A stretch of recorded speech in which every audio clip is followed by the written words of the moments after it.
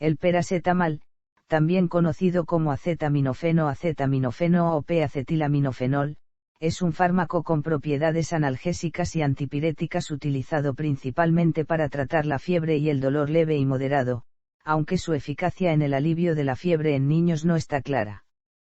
A menudo se comercializa en medicamentos en los cuales se combina con otros principios activos, como en los antitusígenos, o en medicamentos para el alivio del dolor con opiáceos, donde el paracetamol se utiliza para el alivio del dolor muy grave, como el dolor oncológico o tras una operación.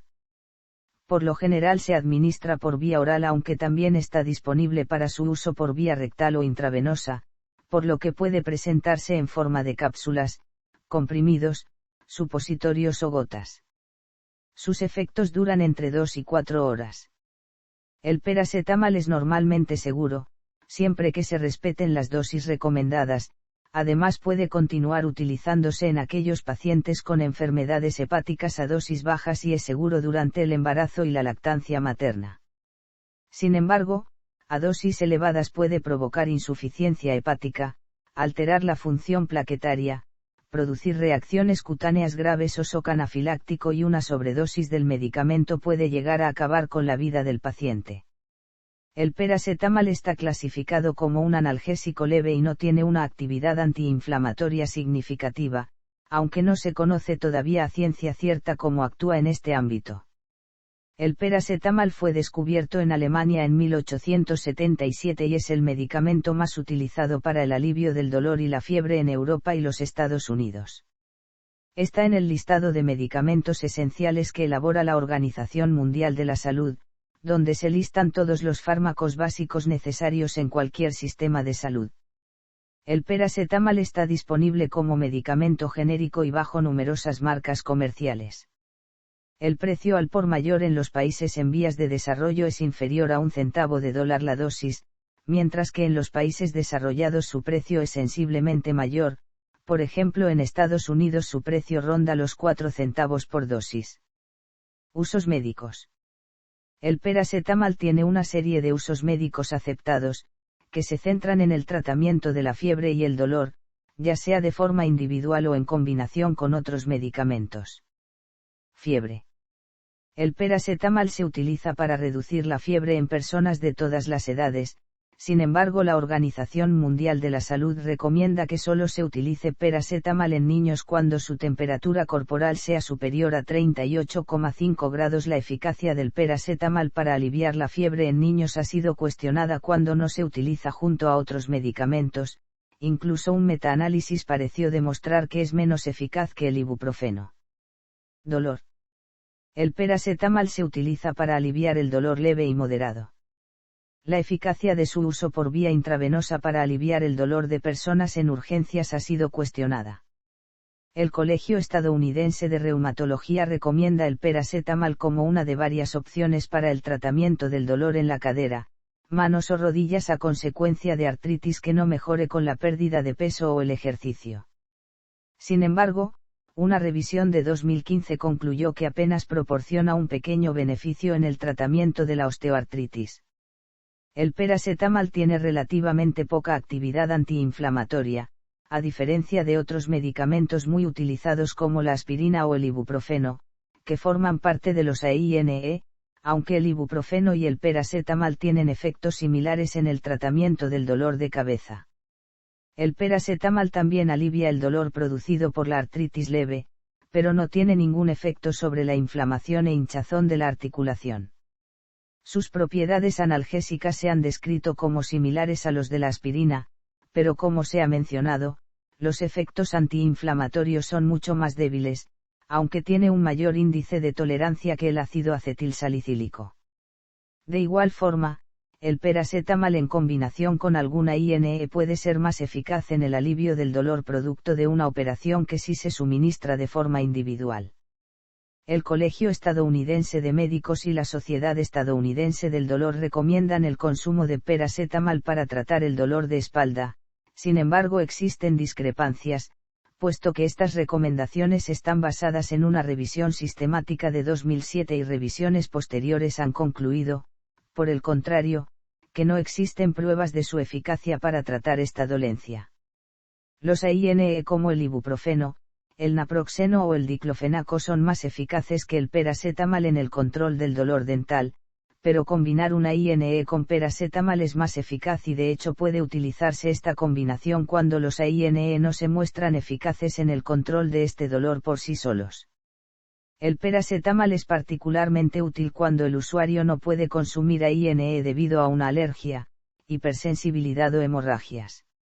Una investigación del grupo Colaboración Cochrane sobre el uso de analgésicos antes de un tratamiento bucal en niños y adolescentes, concluyó que no existen evidencias de que el consumo de paracetamol antes de una operación dental reduzca el dolor tras el tratamiento, sin embargo la calidad del estudio se considera baja. La eficacia del medicamento cuando se combina con opiáceos débiles, como la codeína, aumenta en aproximadamente el 50% de los pacientes, pero lleva aparejado un incremento del número de posibles efectos secundarios. De igual forma, los medicamentos que combinan paracetamol y opioides potentes, como la morfina, tienen un mejor efecto analgésico. También existen evidencias de que la combinación de paracetamol y cafeína es más eficaz que el paracetamol en solitario, aunque solo en el alivio de dolores comunes leves. Ductus arterioso persistente. El paracetamol se utiliza también para tratar el ductus arterioso persistente, una enfermedad que consiste en la persistencia, después de nacer, de la comunicación que normalmente existe entre el sistema arterial pulmonar y la aorta durante la vida fetal. Sin embargo, no existe suficiente evidencia sobre la eficacia y seguridad del medicamento para el tratamiento de este problema. También se han utilizado para ello antiinflamatorios no esteroideos, en particular la indometacina y el ibuprofeno, pero su eficacia también está discutida. Síntesis. La reacción del p-aminofenol con anhídrido acético, produce la acetilación del primero, obteniéndose como productos el paracetamol y ácido acético. Farmacodinámica. Durante mucho tiempo se ha creído que el mecanismo de acción del paracetamol es casi igual al del ácido acetilsalicílico. Es decir, que actúa reduciendo la síntesis de prostaglandinas, compuestos relacionados con los procesos febriles y el dolor, inhibiendo la ciclooxigenasa. Pero, hay diferencias importantes entre los efectos del ácido acetilsalicílico y el paracetamol. Las prostaglandinas participan en los procesos inflamatorios, pero el paracetamol no presenta actividad antiinflamatoria apreciable. Además, la COX también participa en la síntesis de tromboxanos que favorecen la coagulación de la sangre. El AAS tiene efectos antiagregantes, pero el paracetamol no. Finalmente, el AAS y otros AINE son perjudiciales para la mucosa gástrica, donde las prostaglandinas desempeñan un papel protector, pero en este caso el paracetamol es seguro. De esta forma, mientras el AAS actúa como un inhibidor irreversible de la COX y bloquea el centro activo de la enzima directamente, el paracetamol la bloquea indirectamente y este bloqueo es inútil en presencia de peróxidos. Esto podría explicar por qué el paracetamol es eficaz en el sistema nervioso central y en células endoteliales, pero no en plaquetas y células del sistema inmunitario, las cuales tienen niveles altos de peróxidos. Swierkos et al. Encontró evidencias que indican que el paracetamol inhibe una variante de la enzima COX que es diferente a las variantes COX-1 y COX-2, denominada ahora COX-3. Su mecanismo de acción exacto no es bien comprendido aún, pero futuras investigaciones pueden esclarecerlo. Estudios recientes indican que el paracetamol podría aparentemente modular el sistema cannabinoide endógeno en el cerebro a través de su metabolito, AM404, que parece inhibir la recaptación de la anandamida endógena por lo que está más disponible para reducir el dolor, así como posiblemente activar directamente el TRPV1 que también inhibe las señales de dolor en el cerebro. Farmacocinética. El paracetamol se absorbe rápida y completamente por vía oral, y bastante bien por vía rectal, teniendo la ventaja de evitar el primer paso hepático. Existen también preparaciones intravenosas. Las concentraciones plasmáticas máximas se alcanzan en función de la forma farmacéutica, con un tiempo, hasta la concentración máxima, de 0,5 a 2 horas. El paracetamol se distribuye rápidamente por todos los tejidos. Las concentraciones son similares en la sangre, la saliva y el plasma.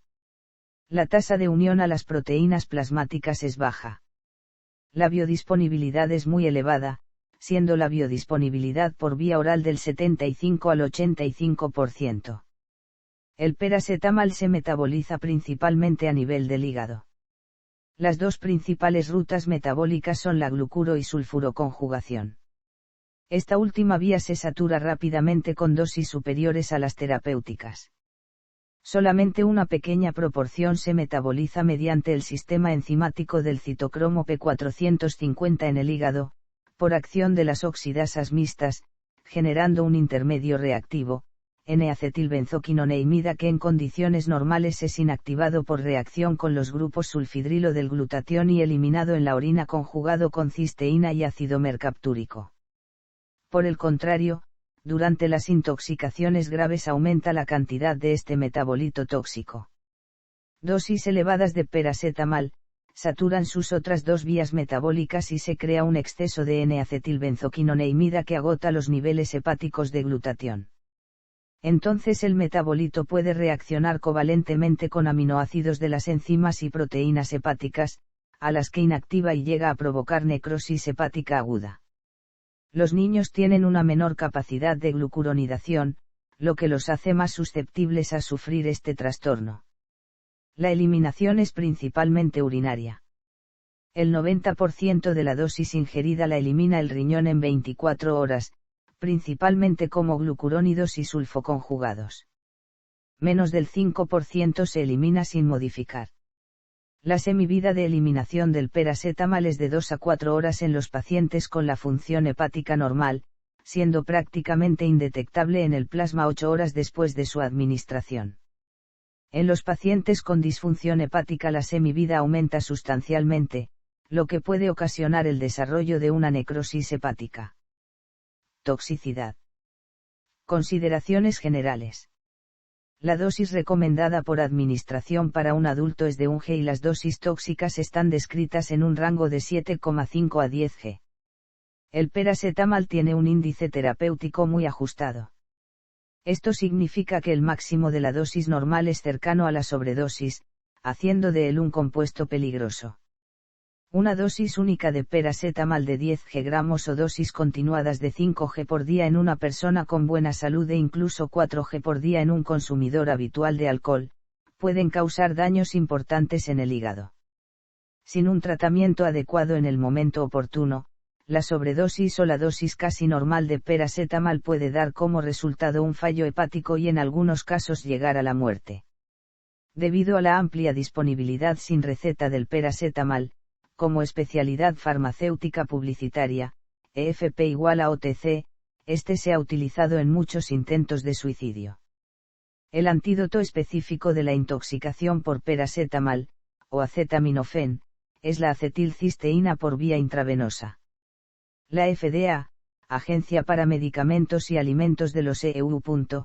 Pidió a todos los laboratorios que dejasen de comercializar paracetamol, acetaminofén, en dosis unitarias superiores a 650 miligramos, dosis totales diarias de 3.000 miligramos pueden ser muy tóxicas o mortales para algunas personas. Usado responsablemente, el paracetamol es uno de los tratamientos más seguros disponibles para la analgesia.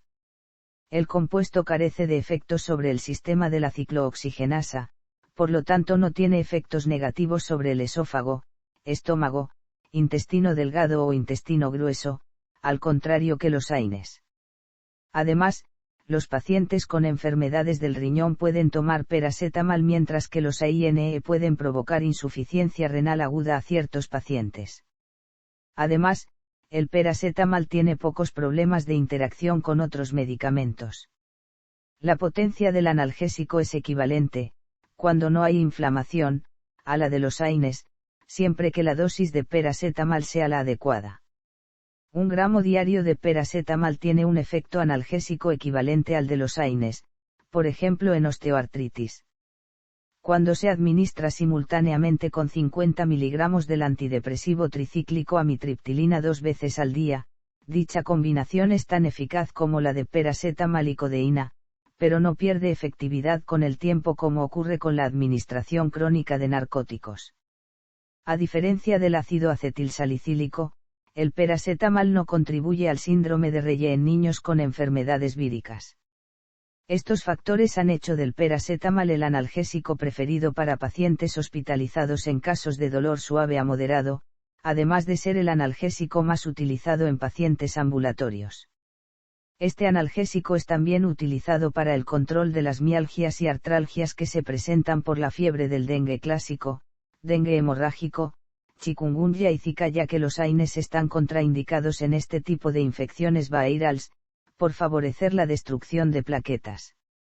También se utiliza en pacientes portadores de enfermedades hematológicas como leucemia, linfoma de Hodgkin, enfermedad de Hodgkin cuando desarrollan fiebre o dolor, y en enfermedades reumáticas como artritis reumatoide tanto seropositiva como seronegativa, lupus eritematoso sistémico, síndrome antifosfolípidos.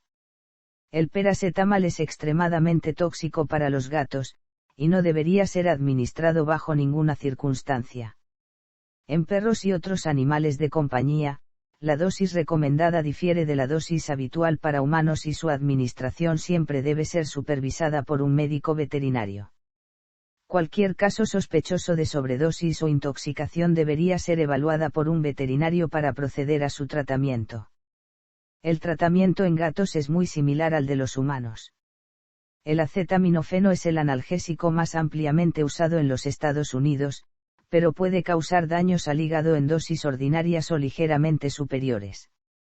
Ese hecho será una noticia para muchos consumidores, pero algo sabido para los especialistas en hígado, y se reconoció oficialmente en abril de 2009, por la Administración de Alimentos y Medicamentos. El Comité Consultivo de la FDA declaró hace 32 años, no se debe exceder la dosificación recomendada porque puede causar lesión hepática severa e incluso la muerte. Diagnóstico.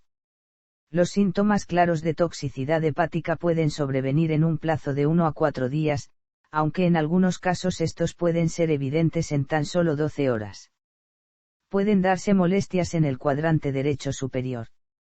Mediante análisis se puede determinar la existencia de necrosis hepática masiva si se detectan niveles elevados de AST, ALT, bilirrubina y tiempos de coagulación elevados. La hepatotoxicidad del paracetamol se puede diagnosticar si después de una sobredosis de paracetamol el AST y ALT superan los 1000 U/L. Sin embargo, los niveles de AST y ALT pueden superar los 10.000 U/L. En general, en la hepatotoxicidad inducida por paracetamol, los niveles de AST son algo superiores a los de ALT. Existen nomogramas de paracetamol que permiten estimar el riesgo de toxicidad basándose en su concentración en suero sanguíneo tras un determinado número de horas. Para determinar el riesgo potencial de hepatotoxicidad, el nivel de paracetamol debe ser seguido a lo largo del nomograma estándar. Un nivel de paracetamol trazado durante las primeras horas de ingestión podría subestimar la cantidad real en el organismo, debido a que en ese momento el paracetamol podría estar aún absorbiéndose en el tracto gastrointestinal. Una demora en la determinación del nivel de paracetamol en el organismo no es recomendable, debido a que en estos casos las estimaciones podrían no ser adecuadas y un nivel tóxico en cualquier momento es suficiente para administrar el antídoto. Mecanismo de la toxicidad. Como se mencionó anteriormente, el paracetamol es metabolizado en compuestos inactivos por combinación con sulfato y ácido glucurónico, siendo una pequeña parte metabolizada por el sistema del citocromo P450. Este oxida al paracetamol para producir un metabolito muy reactivo, la imina N-acetil-P-benzoquinona imina. En condiciones normales, la NAPI se neutraliza por acción del glutatión. En episodios de toxicidad por paracetamol, las vías metabólicas del sulfato y la glucuronida se saturan y mayor cantidad paracetamol se desvía al sistema del citocromo P450 donde se produce NAPI. Consecuentemente, los suministros hepatocelulares de glutatión se agotan y el NAPI puede reaccionar libremente con las membranas celulares, causando amplios daños y muerte de muchos hepatocitos, dando como resultado necrosis hepática aguda. En estudios en animales, debe consumirse el 70% del glutatión hepático antes de que se dé hepatotoxicidad. Factores de riesgo. La dosis tóxica de paracetamol es muy variable. En adultos, dosis únicas por encima de 7,5 g o 150 mg/kg tienen una probabilidad razonable de causar hepatotoxicidad, dosis de más de 25 gramos son potencialmente letales. En niños se consideran tóxicas las superiores a 150 mg/kg. También puede darse hepatotoxicidad cuando dosis pequeñas, pero múltiples superan dichas cantidades en 24 horas, o mediante ingesta crónica de pequeñas dosis. El consumo excesivo de alcohol puede afectar la función renal e incrementar la toxicidad del paracetamol. Por esta razón, tras grandes ingestas de alcohol se recomiendan otros analgésicos como el ibuprofeno o el ácido acetilsalicílico. Si bien se corre el riesgo de lesionar la mucosa gástrica, por lo cual conviene tomarlas conjuntamente con un antagonista H2 como la ranitidina o un inhibidor de la bomba de protones como el omeprazol. Algunas personas son más propensas a la hepatotoxicidad, incluso con dosis bajas como 4 g/día, y las dosis letales pueden bajar hasta 6 g/día. El ayuno es un factor de riesgo, posiblemente debido a la reducción de las reservas de glutatión del hígado. Está bien documentado que el uso en combinación con inductores del CYP2E1 como la isoniazida potencia la hepatotoxicidad, aunque dicha relación no está del todo clara. El alcoholismo, que también da como resultado la producción de CYP2E1, también aumenta el riesgo de hepatotoxicidad del paracetamol. El uso en combinación con otros medicamentos que inducen la síntesis de enzimas CYP, como los antiepilépticos, también han sido presentados como factores de riesgo. Evolución. Las personas que han ingerido una sobredosis de paracetamol, por lo general no presentan síntomas durante las primeras 24 horas. Aunque inicialmente son síntomas comunes náuseas, vómitos y diaforesis, estos remiten pasadas varias horas. Tras aliviarse estos síntomas, los pacientes experimentan una mejoría, pudiendo llegar a pensar que lo peor ha pasado. Sin embargo, tras ingerir una dosis tóxica, tras estos síntomas se produciría un fallo hepático. El daño se da generalmente en los hepatocitos a medida que van metabolizando el paracetamol. Sin embargo, también puede darse insuficiencia renal aguda. Esto también es causado generalmente por un fallo hepatorenal o por un fallo orgánico múltiple. La manifestación clínica principal de la intoxicación también podría ser la insuficiencia renal aguda.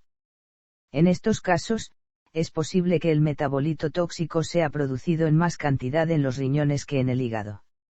El pronóstico de la sobredosis por paracetamol varía dependiendo de la dosis y el tratamiento empleado.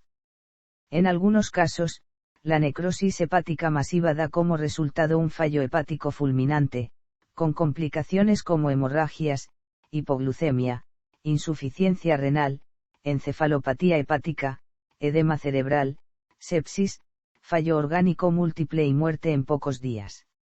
En muchos casos, la necrosis hepática puede continuar, volver la función hepática normal y el paciente puede sobrevivir con una función hepática normal en un plazo de pocas semanas.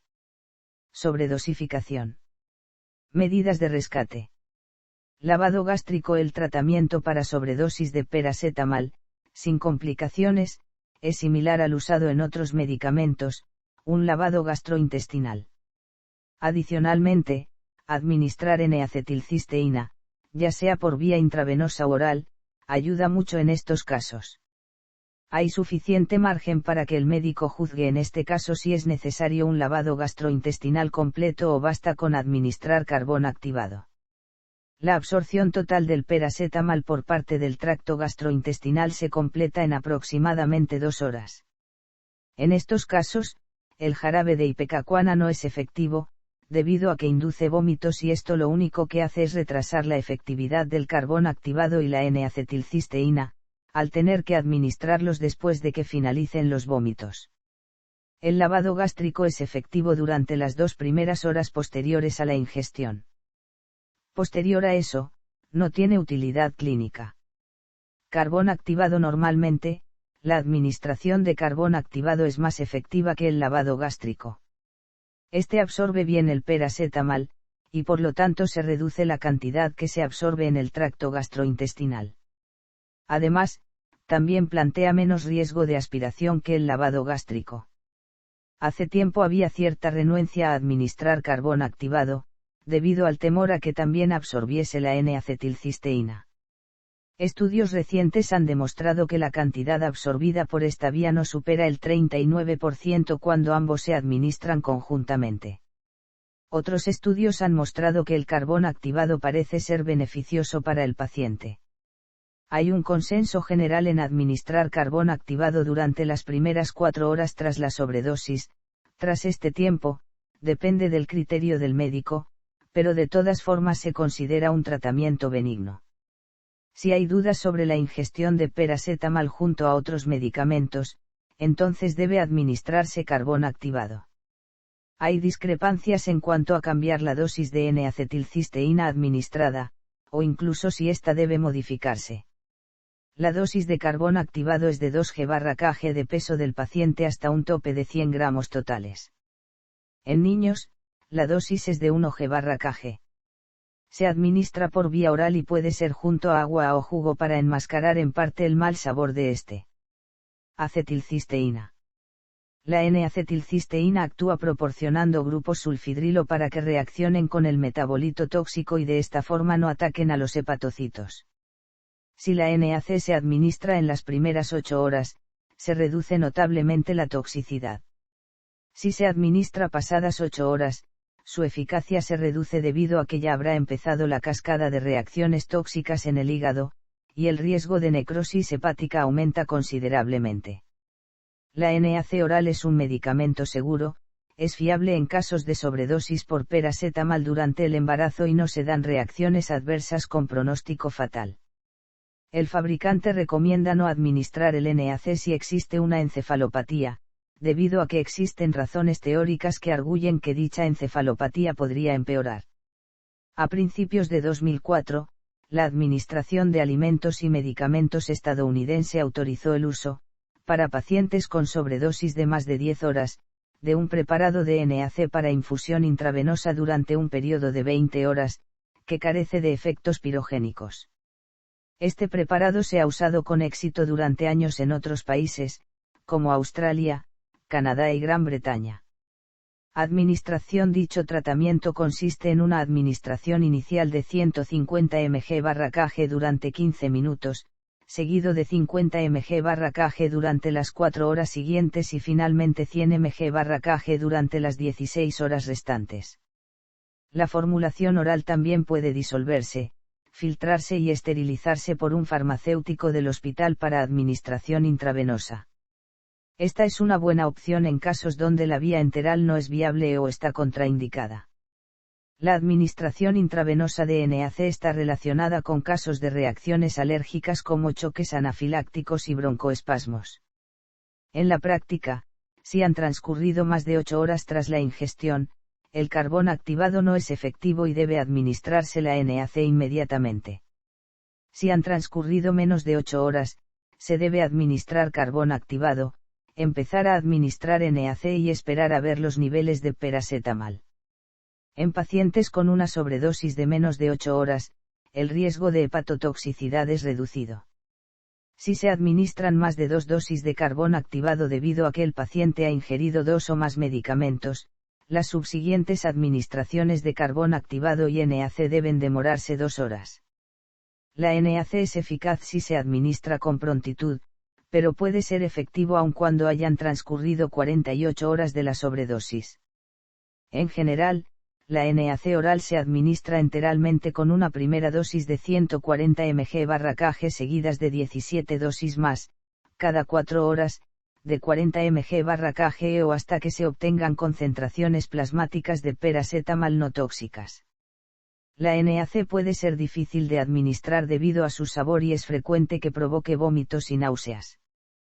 Para maximizar su tolerancia, puede diluirse del 20% al 5% a partir de las dosis comerciales.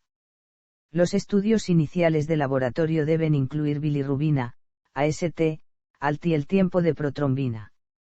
Los análisis deben repetirse, al menos, diariamente. Una vez que se ha determinado que se ha ingerido una dosis potencialmente tóxica, deben administrarse las 17 dosis de NaC, aunque el paracetamol devenga indetectable en sangre. Si se desarrolla un fallo hepático, deben continuarse las 17 dosis hasta que se restablezca la función hepática normal o se efectúe un trasplante de hígado. Pronóstico. El riesgo de mortalidad por sobredosis empieza a aumentar a partir de los 2 días, alcanza un máximo a los 4 y posteriormente disminuye gradualmente. Los pacientes con una mala evolución deben ser trasladados inmediatamente a un centro capaz de efectuar trasplantes de hígado. La acidosis es el factor más ominoso que delata el riesgo de mortalidad y la necesidad de un trasplante. En pacientes no trasplantados, se ha establecido un factor de mortalidad del 95% cuando el pH sanguíneo se sitúa por debajo de 7,3. Otros indicadores de un mal pronóstico médico incluyen insuficiencia renal, grado 3 o mayor de encefalopatía hepática, un tiempo de protrombina marcadamente elevado o un aumento en el mismo del día 3 al 4. Un estudio ha mostrado que un análisis del factor V menor que el 10% del normal indica un mal pronóstico, mientras que una relación menor a 30 entre el factor 8 y el quinto son indicadores de un buen pronóstico. Historia. En la antigüedad y durante el medievo, los únicos agentes antipiréticos conocidos eran compuestos presentes en la corteza del sauce, y otros contenidos en la corteza de la quina. La corteza de la quina era usada para la obtención de quinina, compuesto con actividad antimalaria. La quinina en sí misma también tiene actividad antipirética. Los esfuerzos para aislar y purificar la salicilina y el ácido salicílico tuvieron lugar durante mediados y finales del siglo XIX. Cuando la quina empezó a escasear en los años 1880, la gente empezó a buscar alternativas. 2 agentes antipiréticos alternativos fueron desarrollados en los años 1880, la acetanilida en 1886 y la fenacetina en 1887. En ese momento, el paracetamol ya había sido sintetizado por Harman Northrop Morse mediante la reducción del P-nitrofenol en ácido acético glacial. Este hecho se produjo en 1873, pero el paracetamol no se usó con fines médicos durante 2 décadas. En 1893, el paracetamol fue encontrado en la orina de personas que habían ingerido fenacetina y fue aislado como un compuesto blanco y cristalino de sabor amargo. En 1899, el paracetamol fue identificado como un metabolito de la acetanilida. Dicho descubrimiento fue ampliamente ignorado en aquel momento. En 1946, el Instituto para el Estudio de Drogas Analgésicas y Sedantes otorgó una subvención al Ministerio de Sanidad de Nueva York para estudiar los problemas asociados con el uso de analgésicos. Bernard Brody y Julius Axelrad fueron asignados para investigar por qué compuestos no relacionados con la aspirina daban lugar a metahemoglobinemia, un síndrome no letal consistente en la deformación de la molécula de la hemoglobina y por tanto causante de su incapacidad para transportar oxígeno de forma efectiva. En 1948 ambos investigadores relacionaron el uso de la acetanilida con la metahemoglobinemia y dedujeron que su efecto analgésico era debido a su metabolito paracetamol. Propusieron el uso de paracetamol ya que este no tenía los efectos tóxicos de la acetanilida. El paracetamol fue puesto a la venta en los Estados Unidos en 1955 bajo el nombre comercial Tylenol. En 1956, pastillas de 500 miligramos de paracetamol se pusieron a la venta en el Reino Unido bajo el nombre de Panadol, producido por Frederick Stearns y Co., una filial de Sterling Drug Inc. Al principio Panadol estuvo disponible únicamente con receta médica, para el alivio del dolor y la fiebre, y fue anunciado como inocuo para el estómago, debido a que otros analgésicos de la época contenían ácido acetilsalicílico, un irritante conocido del estómago, pero ya en abril del 2009 la Administración de Alimentos y Medicamentos de EU obliga a fabricantes a informar que el paracetamol, cuando se administra en dosis muy altas o junto con bebidas alcohólicas, puede ser altamente tóxico y potencialmente mortal, en virtud de los daños que puede causar al hígado. En junio de 1958 se comercializó una formulación para niños, Panadol Elixir. En 1963 el paracetamol se añadió al vademecum británico, y desde entonces se ha popularizado como un analgésico con pocos efectos secundarios y con pocas interacciones con otros medicamentos. La patente sobre el paracetamol ha expirado en los Estados Unidos, y varios genéricos están ampliamente disponibles bajo la Ley de Competitividad de Precios y la Ley de Restauración de Patentes de 1984, aunque ciertos preparados de Tylenol estuvieron protegidos hasta el 2007. En los EU. La patente número 6.126.967 del 3 de septiembre de 1998 fue concedida para la liberación extendida de preparados de acetaminofén. Disponibilidad comercial. Normalmente se comercializa como suspensión líquida, en comprimidos o como supositorio. El Panadol, que se vende en Europa, América Latina, Asia y Australia, es la marca más extendida, vendida en más de 80 países. En Norteamérica, el paracetamol se vende como genérico o bajo varias marcas, por ejemplo Tylenol, Anacin 3 y Datril.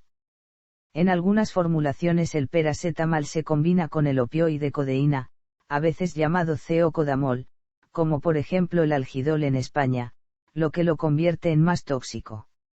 En los Estados Unidos y Canadá se vende como Tylenol 1/2/3/4. En el Reino Unido y en otros muchos países, esta combinación se vende como Tylex CD y Panaden. Otras marcas disponibles son, Aegnil, Captin, Disprol, Dimadon, Fensum, Edex, Mexalen, Nofedol, Tachipirina, Pediapirin y Perfalgan. En España puede adquirirse sin receta médica indistintamente como genérico o como medicamento, de marca, como el Efferalgan de Termalgin, Gelocatil o Frenadol. También se puede combinar con oxicodona, por ejemplo el Percocet en EU. Pfizer por su parte lo comercializa bajo la marca Atamel, Mead Johnson hace lo propio bajo la marca Tempra y Elmour como Tachipirin.